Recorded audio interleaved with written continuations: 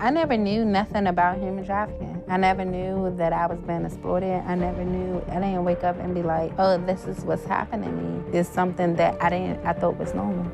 80,000 reported missing people on any given day in the United States. At the same time, there are over 10,000 unidentified bodies. There is no national law requiring agencies to share this information, leaving many families in the dark about their loved one's fate. Today, family and volunteers, they reported cadaver dogs detected a few locations where human remains might have been buried.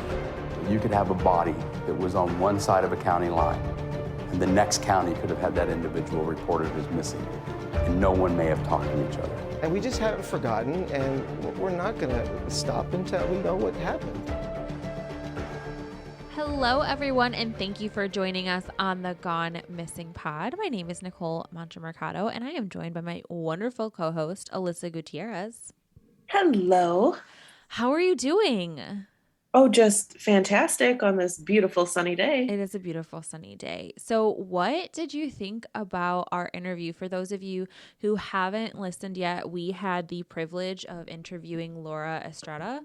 She is actually the aunt of someone we have talked about previously, Abigail Estrada. And so it was truly, the information was amazing that she was able to provide, but it was a lot.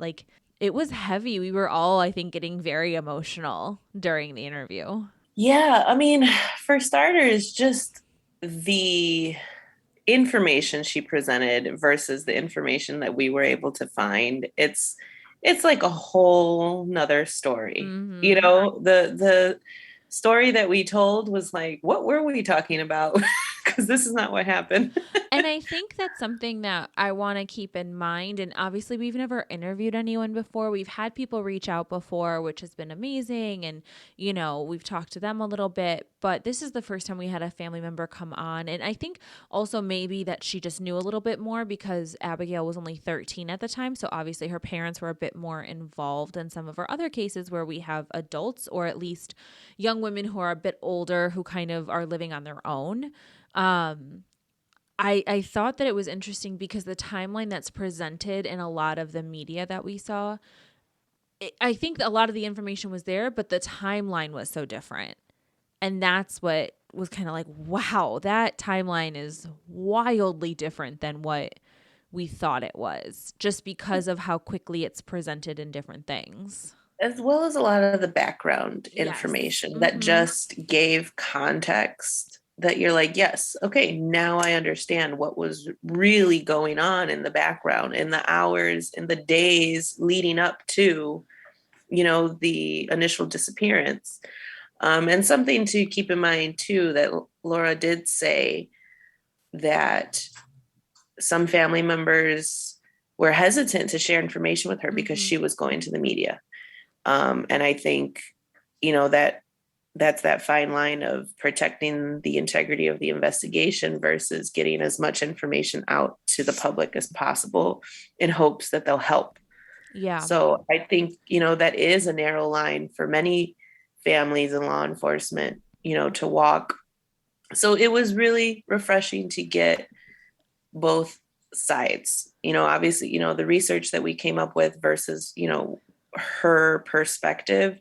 And then obviously we can discuss it now because so many years have passed. Absolutely. So I am hoping that we can do more interviews. That's my personal hope for, you know, this coming, I guess, year. I don't know what we call it, because I think it's important to hear from the family members as well, just because I think there are so many details that that we don't get to find out because it is limited when it comes to the case file. I agree. And I'll even say, you know, for any people listening who, you know, think they might be interested, we don't necessarily have to focus on the case if there's still like that need to maintain integrity. Mm-hmm. I just love hearing about the person. You know, yeah. Tell me what they love. Tell me what made them laugh. Tell me what made you smile when they were around. Like, I just really like getting that sneak peek into these women and children's lives. Yeah, absolutely. So thank you once again to Laura for joining us. And today we are going to be talking about, this is 15-year-old Susan Robin Bender. In 1986, April 25th, Susan left her family's home in Modesto, California to stay with friends in Carmel, California. While waiting for the bus, Susan actually ran into a friend and told them that she was going to have a little like vacation on the coast and was going to be back in a few days. And the friend thought, they just chatted. You know how it is when you catch up with someone randomly and you're like, oh my God, hi. Like, you know what I mean? I'm sure it was kind of like that, just letting her know what she was going to be doing. And then they separated and the friend saw her make a call at the payphone. But 10 minutes later, a green van pulled up. Susan got in, seemingly without the driver forcing her, and was never seen again. Susan never boarded the bus, and that's all we know. Wow. So do I have this right? Her friend saw her get into this van. Yes. So it seems like her friend, and again, I'm not really familiar with how the setup is in Modesto or like even the bus stop that she was at, because she was waiting for a Greyhound bus to take her to Carmel. And it seems like there must have been something in the area where her friend was at. They had chatted and spoken. Everything was fine.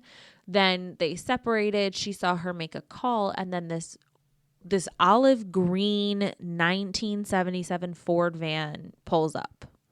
So I don't know if she was calling the driver of the van. I don't know if she just happened to know the person. This is also, in the 80s, which I feel like hitchhiking was much more common.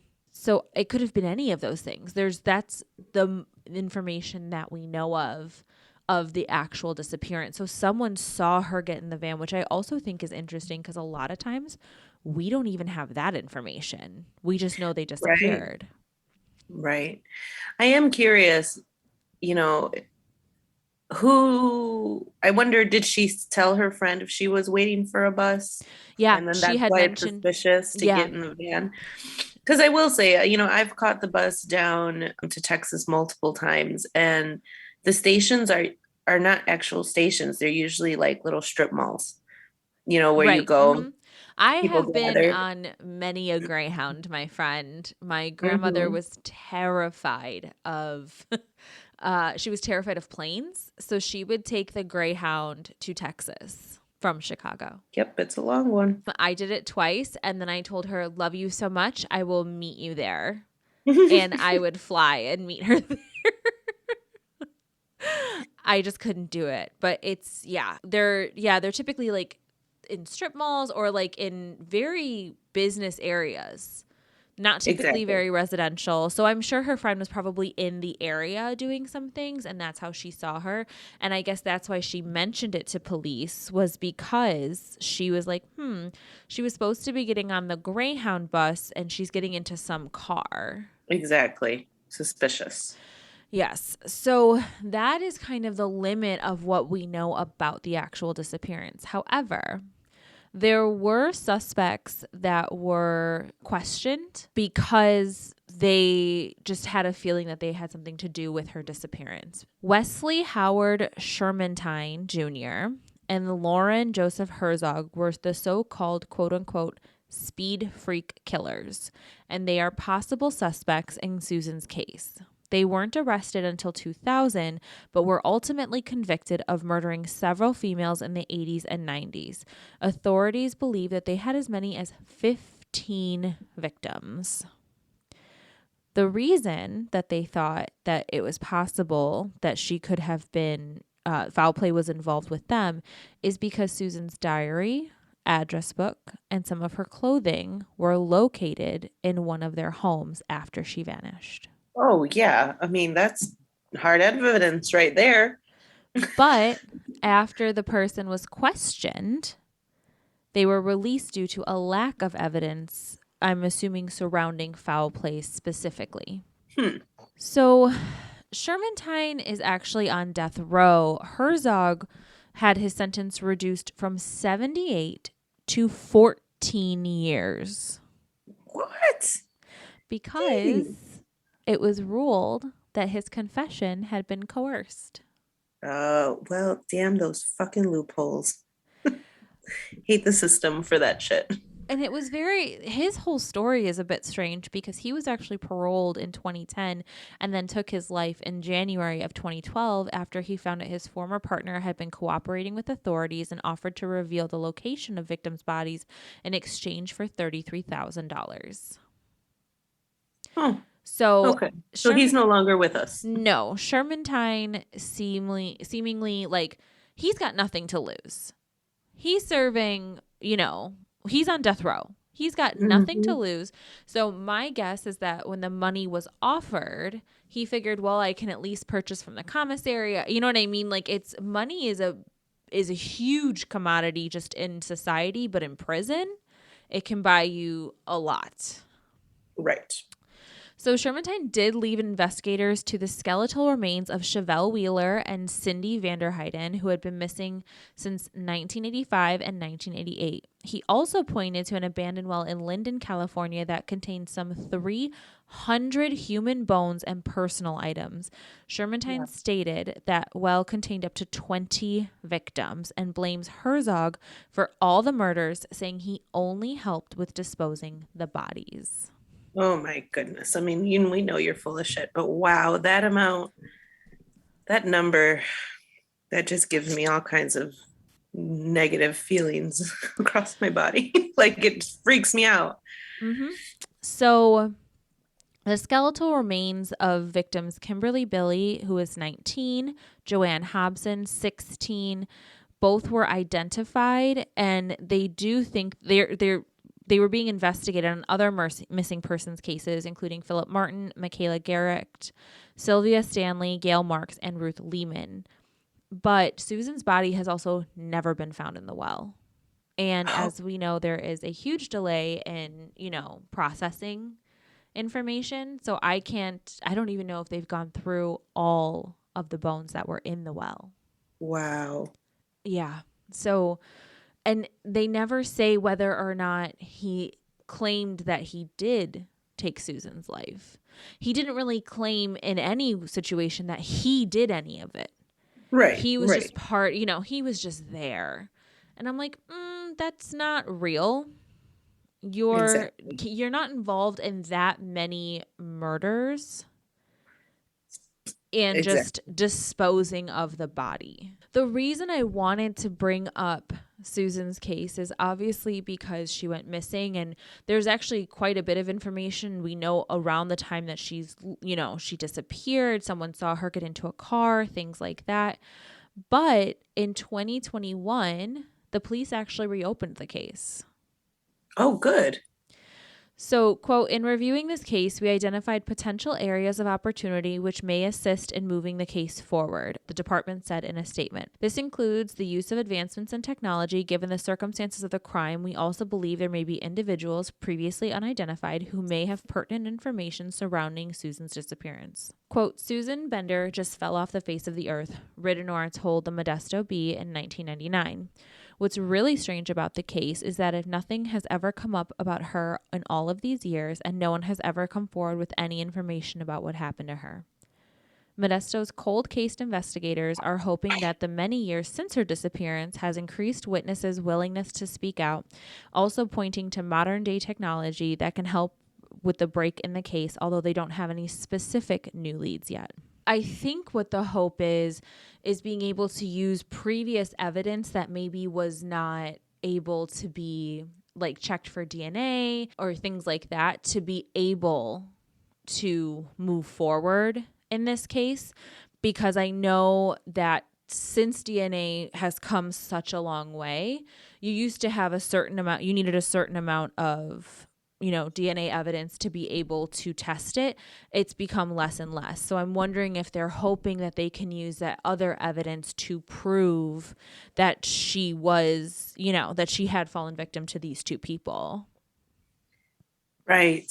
I think it's fantastic to hear just in 2021 that they're still looking at a case, from 1986, because we know how many cases have piled up in between. And I'm glad to see that her case is not getting pushed to the wayside.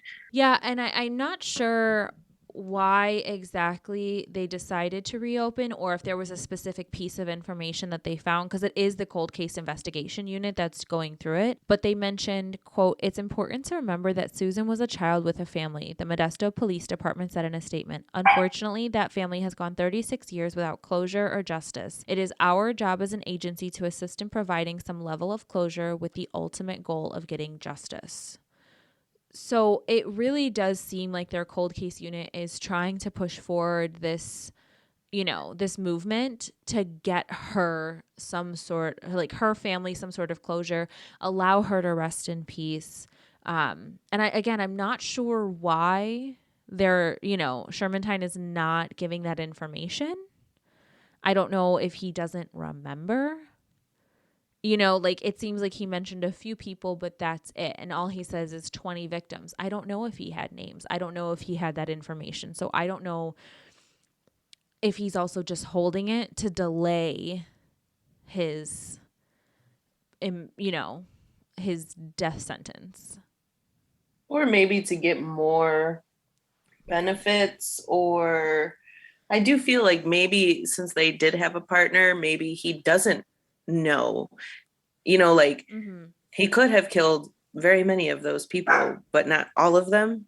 But you know what I mean? Yeah, I think that in my personal opinion, I think when you have two killers who kill together, these complete lunatics find each other.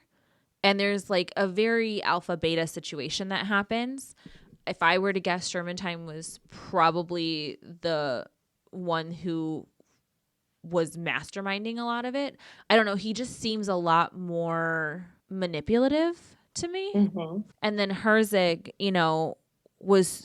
as soon as he found out that Sherman was going to give up that information, he killed himself because I don't think he could handle it. Right. And I feel like if he was really the alpha, he wouldn't have done that.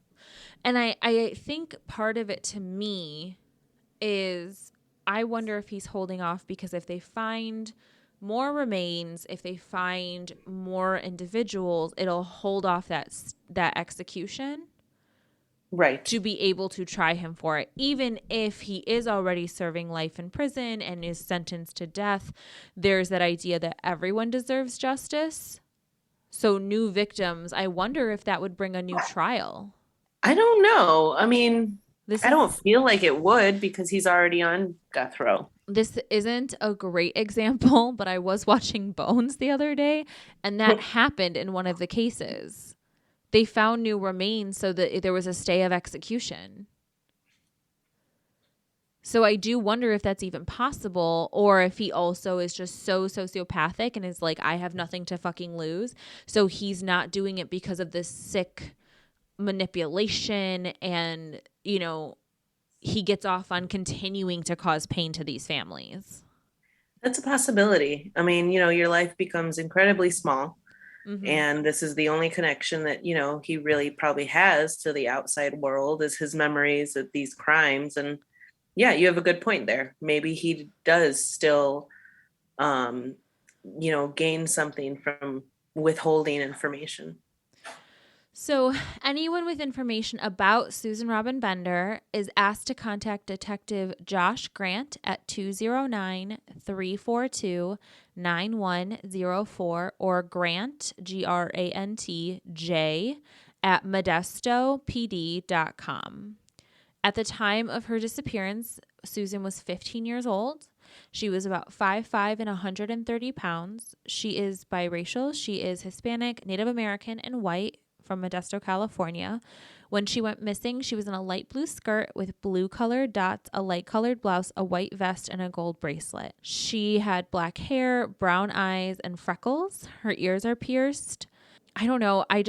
When they were describing her and talking about her and even her photo, it's just, she was so young. Yeah. She was so young. And I just really, it's hard to wrap my brain around it. And her smile is so contagious in her photo. I love what she was wearing too. I know. It just light blue, multicolored. I know April, but I'm still imagining like the sunny day, in California, it's probably a day like today, Yeah, that you can it's wear the probably skirt beautiful. out Mm-hmm. and off for like an adventure. And I mean, we'll never know why she got in the car. Yeah. But And I think that's what's really difficult to deal with, is that, like, why did she get in the car? Did she know this person? Did she know them from somewhere? Was she hitchhiking? All of that information is so difficult, but I hope that we are able to kind of just spread her name. We'll post a picture of her. It's been so many years, and the people that they think are responsible, one is dead and the other one is in prison, and her family just deserves to have this case solved and justice served. definitely. I hope, with the passing of time, like how we've read in other cases, like allegiances shift.